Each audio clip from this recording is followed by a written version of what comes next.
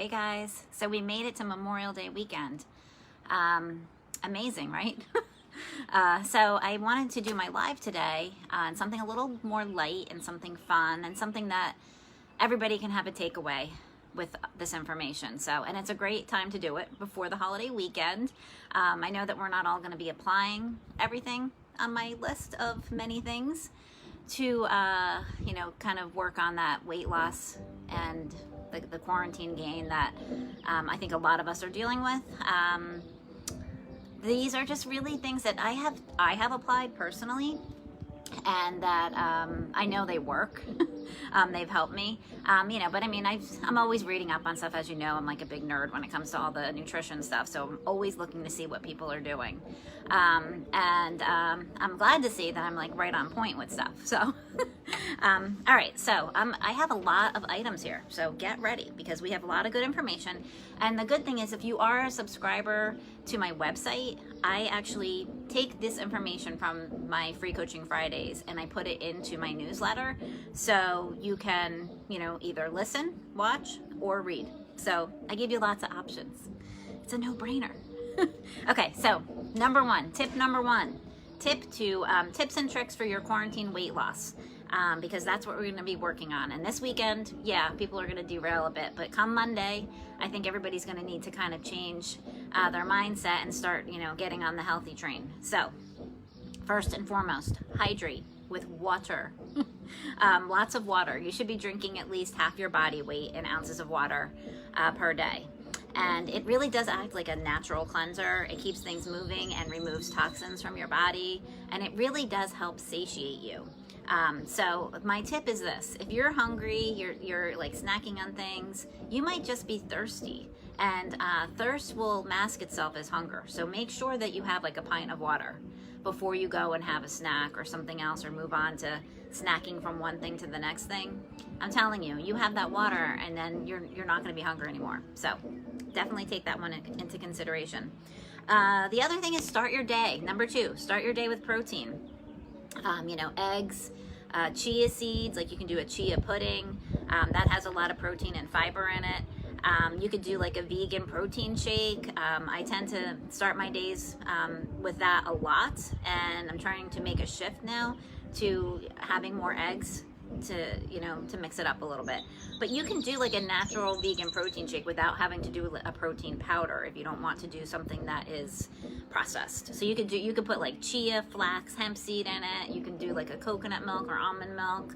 And then whatever veggies or fruits you like, or veggies, you could put spinach, kale, arugula. It gives like a little bit of a bitterness to it. So whatever, floats your boat with that. But just make sure you're starting your day with protein. It's going to help carry you through the day. The next, number 3, fill your diet with high fiber foods. So that is hugely important. Fiber really does help with weight loss because it makes you feel fuller. It helps kind of move things along in your digestive tract.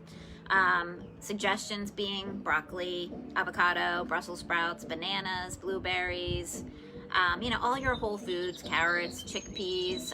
There's so many options, even eggplant. And I have a really great recipe for eggplant.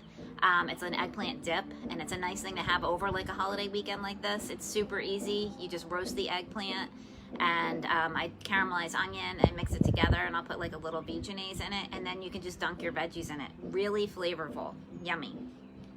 Number 4, so if you're nighttime snacking, my tip to you is, and this is something that I do, especially during the week, is I will, right after dinner, I'll have a cup of tea, like a decaffeinated tea or an uncaffeinated tea, and it kind of just curbs the sweets craving because I struggle with that. So that really does help me. And then right after I have my tea, I brush my teeth. And then right there, I'm like, I'm done. Like, I'm not going to have anything else. I don't want to eat anything else. So that helps with like intermittent fasting. If you're trying to do intermittent fasting, which I'm going to talk about next, is just doing those 2 things. Have tea right after dinner, and then brush your teeth. And then you're not going to be looking to have like another late night snack, because it's like a mind trick that you're playing with yourself. And it does work. I've done this with clients, and it really does help them out. So that's moving on to number 5. That kind of takes me right into the intermittent fasting. And I would suggest just doing like a 12-hour fast to start. Nothing too extreme. Don't start with like, you know, having a window of 5 hours to eat. No, not good. Our body's natural processes, you know, we are fasting right from the last time we eat at night until when we get up and eat our breakfast and break our fast in the morning. So I would say start with a 12-hour, and then you can try and increase it to like 14 hours and take it from there. Intermittent fasting is effective. It works. It actually is anti-aging, which is phenomenal. Oh, hey guys. So I see Guy and Nicole and Carl. Thanks for watching, guys.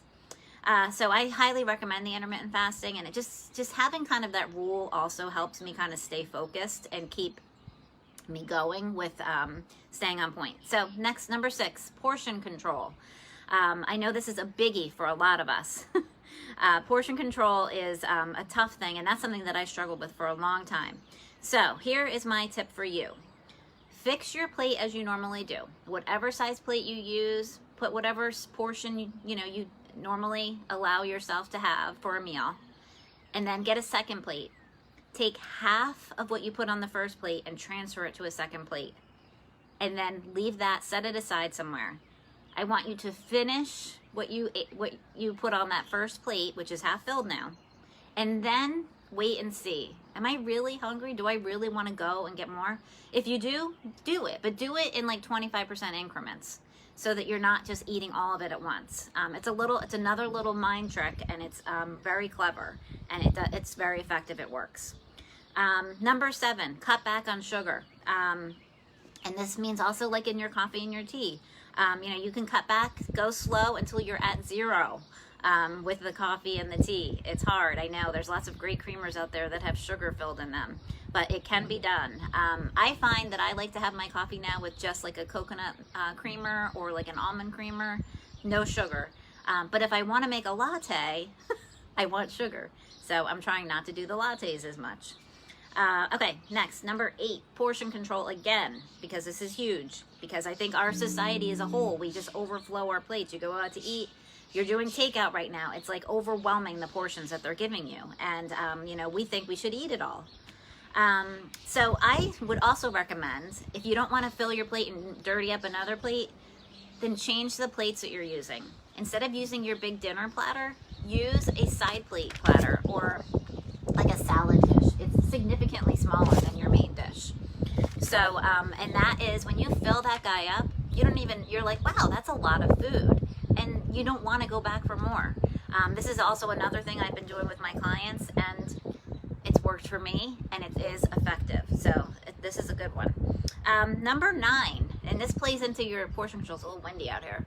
I was trying to get like the pond view today, but I had to move over here because it's so windy. It's crazy. So number 9, slow down your eating. This is huge. Put your fork down between bites. You know, we're like programmed to just kind of keep shoveling in before we're even done chewing. We're adding more to our mouth, and that's hurting the digestion. It's making you eat more because you're just not mentally aware. So slow it down. So if you're eating with a fork, put it down in between bites. Make sure you're all done before you put the next bite in. I know it seems like common sense, but we're not doing it. So I have to tell you. The other thing, if you're having a sandwich, say you're having a burger, you're having a wrap, whatever, instead of holding it in your hands and eating it the whole time until it's gone, it's okay. You can put it down.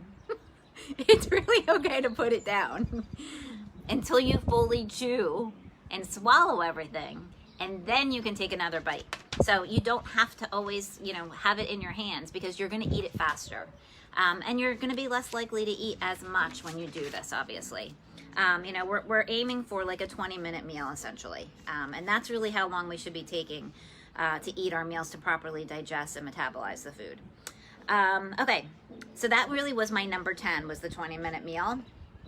Because it is really important for the whole digestive process. You're going to eat less food. So, you know, give it a try. And maybe you have to build up to it. I totally get that. Yes, you agree, Kelly? I know. It's so funny because our brains are just, you know, we're so busy all the time that we're just kind of go, go, go and eat. Whew. Hold on one second. Lost my notes. I'm back. All right. So that was fun.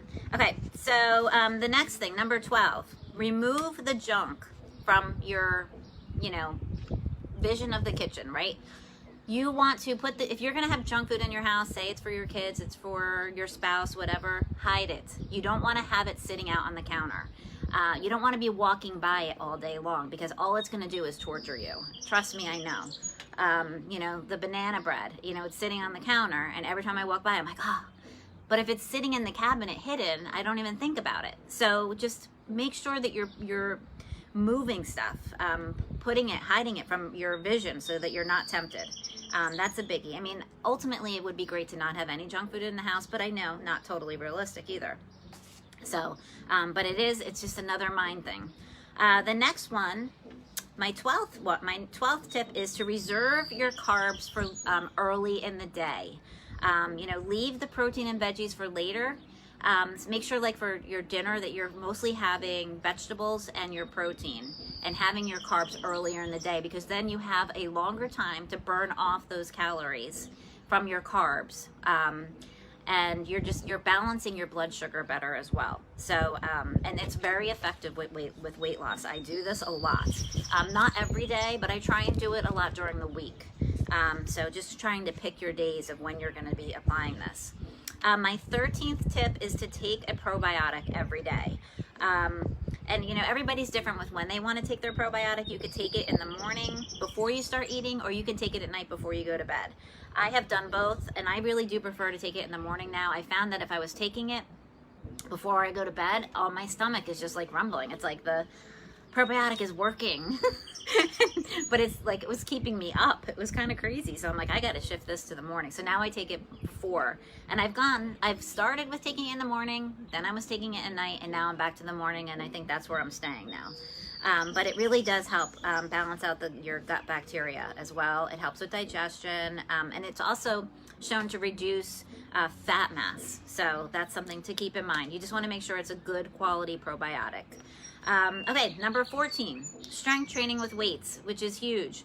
We need to be doing this more. I know cardio is wonderful, but strength training, especially, you know, if you're around my age or older, it's really important to be working on our muscles and keeping our bones strong by lifting weights. And I'm not talking about going to the gym and like hitting it hard with, you know, just insane amounts of weights. I'm talking about, you could do like light free weights. I do 5s, 8s, and 10s. And you could do push-ups, you could do jumping jacks, any kind of body resistance.